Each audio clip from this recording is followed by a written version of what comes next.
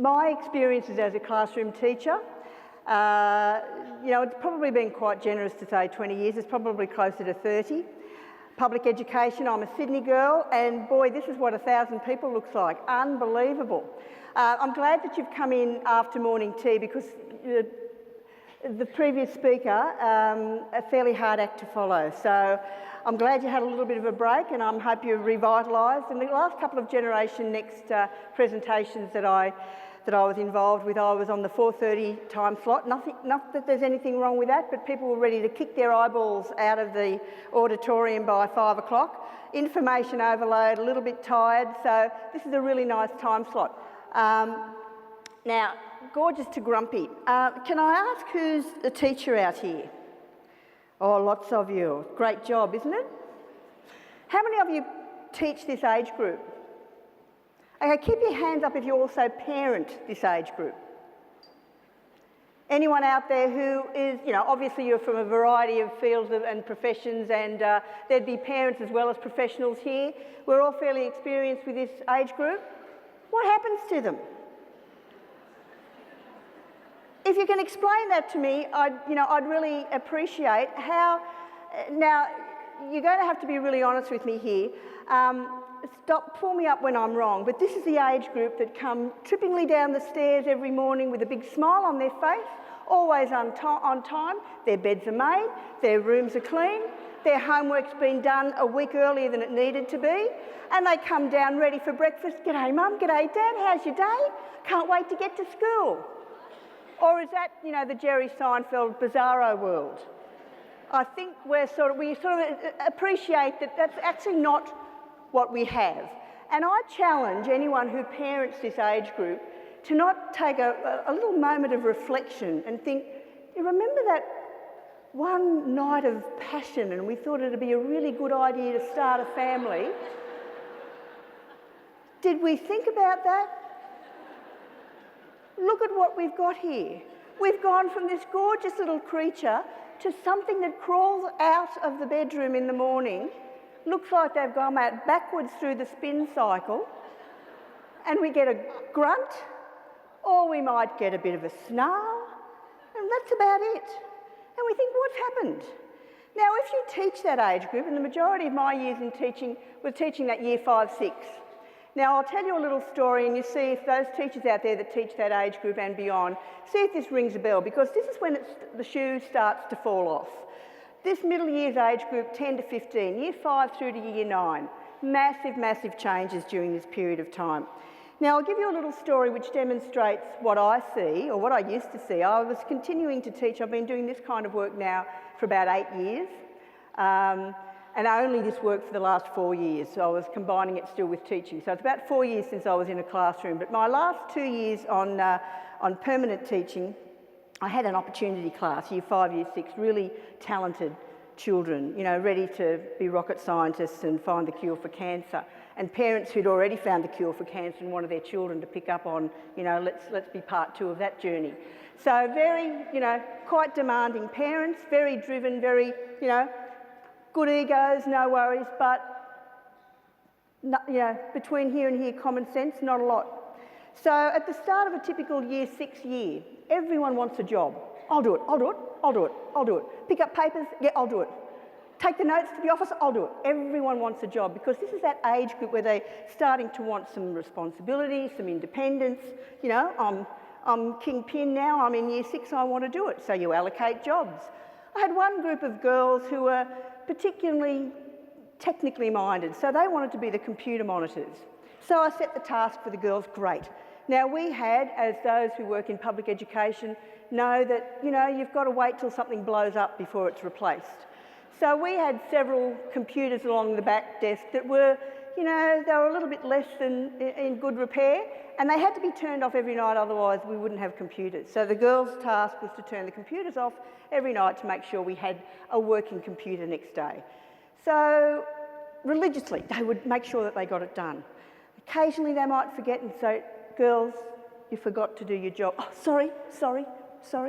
I'll fix it. We'll go and do it now.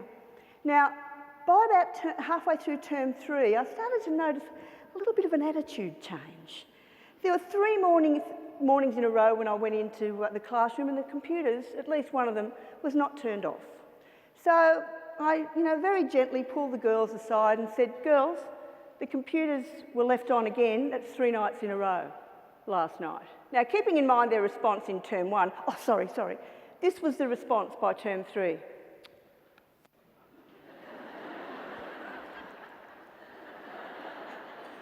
And I thought, there you have it, there you go. Meanwhile, I had a little group of horticultural boys who wanted to tend our little veggie patch herb garden. Now, the little veggie patch herb garden was out the back of the classroom. So at assembly time, they'd come in through the front door. So they actually had to remember to do their job at the back.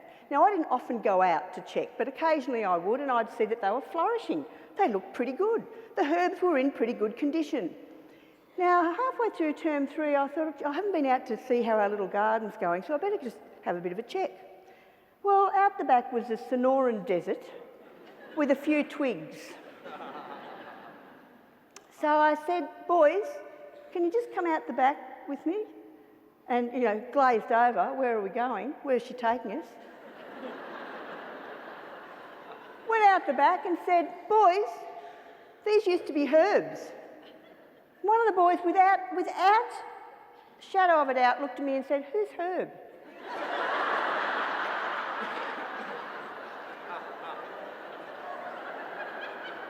So I thought, and so it begins. Now, by the end of year 6, they're well and truly over it, well and truly ready to move on. Any primary school teachers here who teach this age group know that they're a bit over it. I'm bored. Why do I need to do this? This is not important.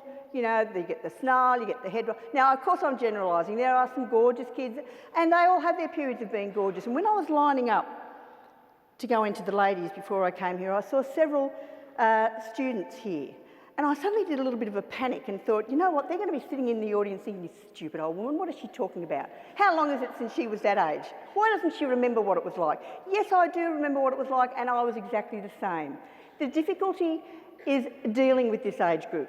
They are a wonderful age group, but there's some certain little strategies that we need to rethink. And unfortunately, when we get locked into our position of whether we're teaching, working with them, in whatever capacity, sometimes we lose sight of who they are and where they are. And as a teacher, we're so driven by curriculum and ticking boxes and having so many additional tasks that sometimes we lose sight of the little person in front of us. And today is all about perhaps rethinking some of the ways that we approach these kids to get the best out of them so that they're happy and we're happy. And if we can apply this to whether we're teaching them or whether we're parenting them or working with them in another capacity, sometimes it's good just to remind yourselves, because oftentimes when I work with teachers, they say to me, I did know that, I'd just forgotten it. Because in the mix of everything else that we have to do, we tend to work on overdrive. So today is a little bit about, just a little bit of a catch-up and a reminder. So none of those examples there of what we see in our kids this age group would be a surprise to you. Friends are critically important. Now, any teenager will tell you that another 15-year-old knows more than you do, whether you're parenting them or teaching them. You don't know what you're talking about, I'll ask someone else. And that's a fairly common. We don't need to be offended by that. That's very, very critical in this day and age and in this period of development. Friends are everything. When I work with year 6 students ready to go to primary school, ready to go to high school, and I say, what is it that you're most looking forward to about going to high school? And the first thing has been 100% strike rate, making new friends. What's the first thing what's something that you're concerned about? Not making friends. So friends and peer groups are of critical importance. Now, there's a reason why they're being impulsive, less attentive, a little bit of an attitude, all of those things that we talked about before. There are some reasons for that, and I'll briefly explain and refresh some of you. Obviously, those people out there who are psychologists and work in this field would know far more about this area than I do, so I break it down into the common, garden variety, herb variety language so that I can understand it. A couple of points, though, is concentration span. Who teaches high school here? Okay, windows close after, 10 minutes. Dr. Loretta Giorcelli's done a lot of work on this area on middle years. She believes that adolescents have the concentration span of their age in years plus 3 minutes. So if you've got them for 45 minutes to an hour, good luck with that. I actually challenge that because I believe, and I'm sorry to the men out there, and there's a variety of you out there in the audience, but I believe that we've got a window of opportunity, girls, of about 10 words. 10 words and then the curtain's closed. So if we don't make it meaningful, we've lost them. Now, if we're actually teaching them, because males, the way the brain is, it's not a reflection on their lack of interest in what we're saying. It's that the linguistic skills, that part of the brain is not, is at a different stage of development. So if we're teaching and we're the chalk and talk kind of teacher, and we stand up there and we talk to these kids for 45 minutes and we just go blur, we wonder why we've lost them, their age in years plus 3 minutes. We have to find another way to switch them on. We have to work hard at that, and we're going to be looking at some ways to do that. So, modelling adults, you'll see that I've referred to modelling adults there. While our young people might appear that what we have to say and what we think and what we do are of very little importance to them, they actually are still watching. They are watching and they are taking it in. And I know a perfect example. I have 2 sons, one 24 and one 25. And, they still do it, and I've only just one, so I mustn't have done too badly because we downsized about 6 months ago. Both boys are still living at home. We downsized about 6 months ago, and the oldest one was sick of living in the cupboard, so he moved out 3 months ago. So, obviously haven't done too much damage, but we did have our issues. We've had our ups and downs, as any families do. But we've just got, one out and one still to go. He's quite comfortable living at home, thanks very much. So, we're not doing too badly, but they do model you. So I would find that I would say something. I'd plant a seed of information, or if they did ask my opinion on an 18th birthday party or a 17th birthday party, and I'd give all the reasons why I didn't think they should go. No parents, no supervision, there's a mixture of legal age drinking and underage drinking, and you get the eye roll and the, oh, don't you trust me, Mum? Don't you think I'm going to do the right thing? So then the guilt trip, all of that kind of stuff, and then you shuffle off to your bedroom and think, oh, gee, did I handle that badly? And then a week before the party, I'm not going to the party. Oh, why are you not going to the party? Oh, because my friend Luke said that there's going to be a mixture of kids drinking. We know that. So I've done something to the technology here which needs to be corrected to. Oh, it's still up here? Oh, we're still here? Good. Okay, cool. One example of modelling, which I was lucky that I was only at the beginning of eating my lamb shanks and not at the end, because I probably would have tossed the bone. I was out having dinner with my husband, and there were a family of 3. And teenage daughter, about 16, mum, dad. And I glanced across and thought, oh, isn't that cute? So, I'm tucking into my lamb shanks, and then I looked back and they'd given their order. The waiter came over, took their order. As soon as the waiter left, out came the phones. All 3 of them. Sitting there doing this. Now, I don't know who pulled the phone out first. I thought, what happened to a family dinner? So if mum or dad pulled the phone out first, well, obviously teenager's going to do that. And if teenager pulled the phone out first, it probably would have been a good idea for mum or dad to say, it's a family dinner, can we do without that for now? So modelling is really critical. Brain development. Very, very briefly, I'm going to put this, in a way that, this is a way that I can understand it, and I can thank Andrew Fuller for clarifying this, because he speaks the common man language, and that's the language that I understand. At the age of around about 10 or 11, the brain suddenly starts to undergo some massive changes. The adolescent brain is very plastic, it's very malleable, and there's a lot going on, and there's more and more research coming out, constantly. Basically, 3 things start to happen, which explains a lot of this behaviour. In the brain, by the age of around about 10, there's literally trillions of synapses or connections, which join the connections between brain cells. Now, the brain makes an executive decision, okay, use it or lose it. Whatever connections you're not using, they're going to be pruned back. So there's a process of synaptic pruning that starts to occur. Once those synapses are pruned, if they're not activated and not used, once they're pruned, they don't regrow. So once they're gone for good. And where that happens initially is in the frontal lobe of the brain.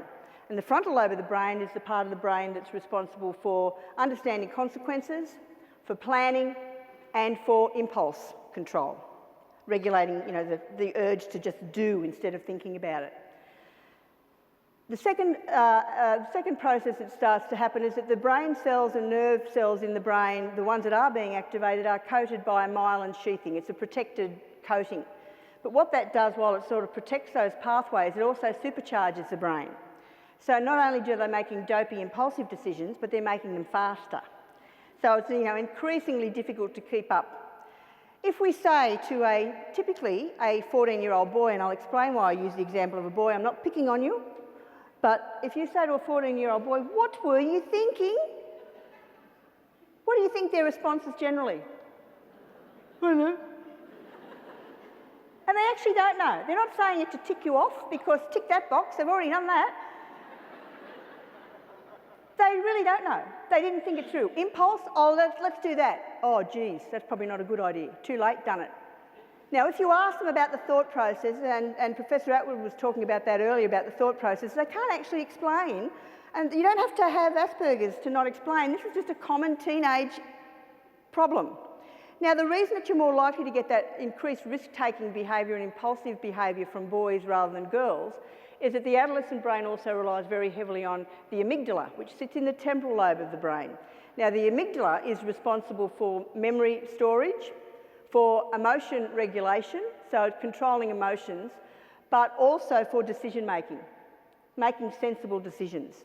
So when you combine what's happening in the temporal lobe with what's happening in the frontal lobe, and there's all kinds of challenging issues and behaviours, then you can see why half the time they don't know where they're at.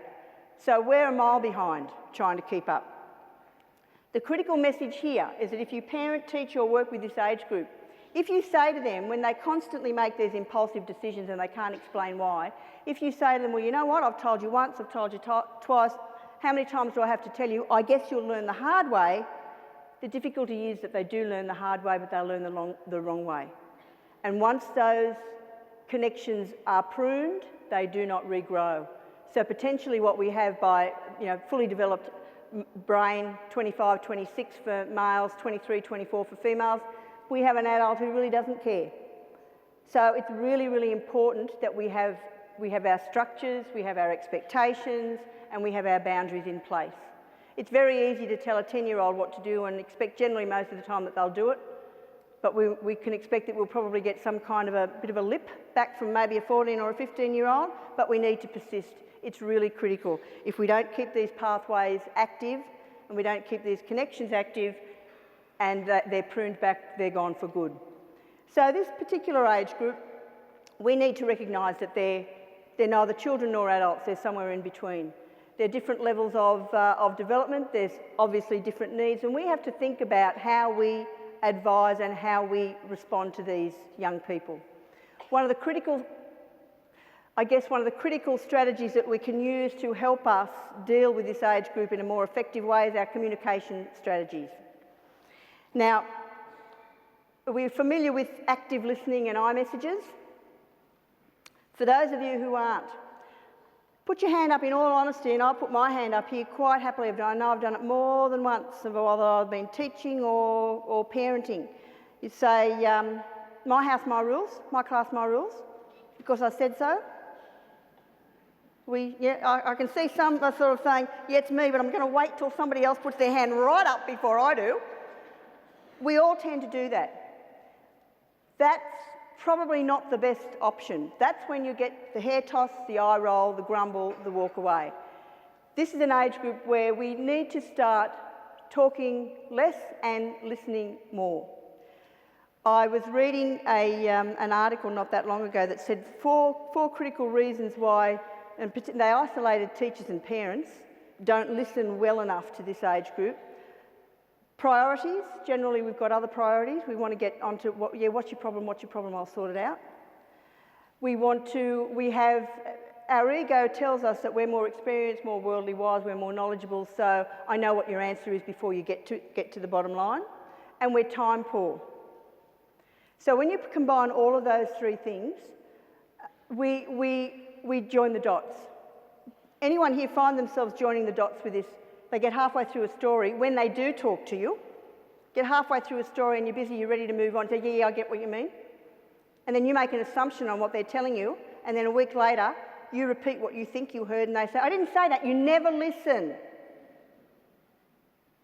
We need to start an active communication. And active doesn't mean we talk more, because they don't want that. They don't want to hear any more from us.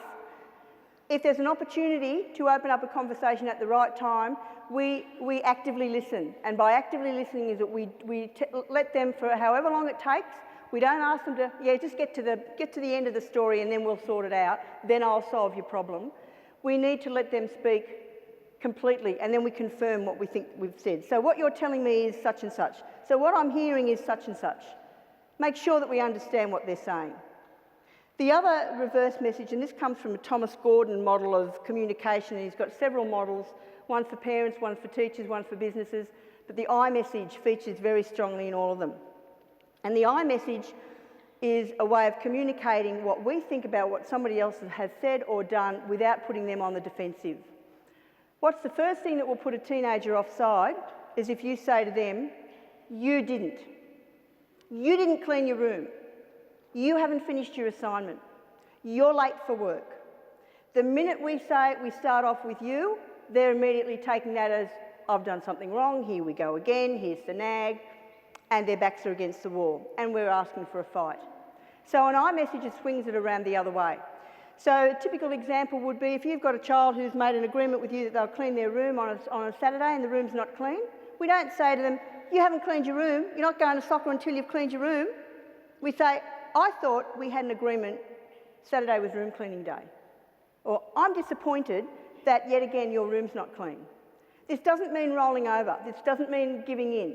Negotiating is not playing Fido and lying down and say, okay, you win, or putting up the white flag. Negotiating and I messages are all about asserting your response to their activity or their messages that they're giving you, but giving them the message in a different way so that you're not putting them on the defensive. You will be far better off getting a response and a conversation if you use that approach rather than the you didn't, or you said, or you should have. So, Dr. David Smith, so looking at how we can actually switch this age group on. It's quite concerning when all the research, and it's still continuing, it doesn't matter whether it's in 2008 or 2015, the research is continually suggesting that we are losing a lot of our kids in schools by 15. They are increasingly disengaged in high school, they want to move on, move out, and Professor Atwood referred to that earlier in his talk where they just don't see it as relevant. You know, why am I doing this? Why am I doing the Pythagoras theory? I'm never going to use it again. He was asked by the New South Wales Department of Education to review all the middle years literature with a view to establishing a platform of middle years strategies and middle years teaching and learning in schools. He came up with what I call the 5 R's, 5 really important principles for how we can actually get to this age group and switch on so that they get the most out of us and we get the most out of them. The first, let's see if the first one, oh, there you go. Oh, I've gone back, never mind. Okay, the first one's relationships. Where do I fit? As I said before, friendships are really, really critical. As teachers, as psychologists, as school counsellors, as parents, they don't want you to be their friend. The parent who believes that they want to be their child's best friend is making a big mistake. They are at the stage where they want to be responsible, independent, they are forming their own identity. They don't want to be an annex of you.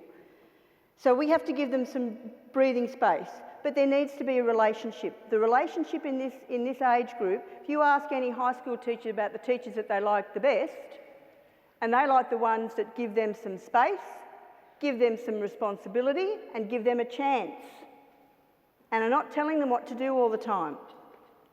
That they're consistent, firm, fair boundaries. If you treat one behaviour that way, and that group suffers the consequences, but that group over there, because they're always good and they've just stuffed up this once, will let them off the hook. They don't like that. So the relationship is built on trust and on fairness and consistency and firmness. They are looking for boundaries. They won't tell you that, but they really still are. So it's where do they fit? Relevance. This is an age group where it's, what's in it for me? You teach year 3, 4, and you say, okay, get your science books out. They're out. What are you going to tell me? Okay, I'm here. Give it to me. You ask a year 9 science class, okay, we're going to do such and such. It's boring. High school teachers, is that right? Boring. When am I ever going to need to know this? So we have to put it into a context that is relevant and a context that means something to them, that brings it into their world. So if they're doing an assignment on a subject that they have no interest in, we need to say, okay, forget about the content, forget about the subject matter. Look at the skill of the assignment. You're learning to plan, prioritise, chunk work. You're looking to put a task together that's going to be ready to hand in on a particular due date. That's what any employer will expect when you get a job. If an employer gives you a job to do, are you going to just look at it and say, I don't know where to start? What you're doing now in these assignments provides you with that skill. That's a life skill. You put it in that context, it makes more sense. If you're teaching PDHPE and you talk about skin cancer and you say, okay, well, there's going to be 20% of the population will have experienced some form of skin cancer by the time they're 60. The kids are just going to say, well, 60, they probably should be dead by then anyway, because that's really old. So who cares? They're lucky they lasted that long. You need to say, instead of saying, 20%, say, okay, that means we've got a class of 30 here, 6 students in this class, if you reach 60, 6 students in this class will have experienced skin cancer by the time they're 60. And you see the kids looking around and say, well, there's a redhead, that's the first one off the... So they put it into a real-world context. Really important to make it relevant. Responsibility. We tend to, when our kids go from primary to secondary school, we tend to remove all the responsibility and leadership that they had in primary school. They hate that. I haven't got a silver bullet for that. I don't know how we deal with that in high school when obviously the year 12 are our student leaders. But they're looking to lead and take more responsibility. We need to find opportunities for them to do that. By giving them more responsibility, we are increasing their chances of being resilient. Problem solving. Don't do for them all the time. Let them problem solve. Research recently, problem solving releases dopamine, which is a neurotransmitter, and it's a feel-good. They feel great when they've solved something on their own. So we need to start thinking about how we can create some opportunities for them to be more responsible for their learning. Encourage them to be critics of their own work before they hand it in, not just wait till a piece of paper comes back and says 10 out of 20. Ask them to analyse what they've done before they hand it in. Give them more ownership for their learning and more responsibility. Dumbing work down to meet, this level is not helping them. They need challenges. We need to be consistent. We need to be firm. We need to be fair, but we need to have our expectations here. If we expect little, we get little. If we expect more, we get more. So the whole dumbing down, which involves that gold star for everything approach. Now, my youngest son, who happens to be here today, so I'm going to embarrass him in front of 1,000 people. Sorry, Ben, I won't look your way. Year 12 came home and said, Mum, I'm getting an award. I said, oh, really? That's great, mate. And I'm thinking, was it drama? Was it computer skills? He said, Mum, I don't want to go. I said, why not? He said, Mum, it's for 100% attendance.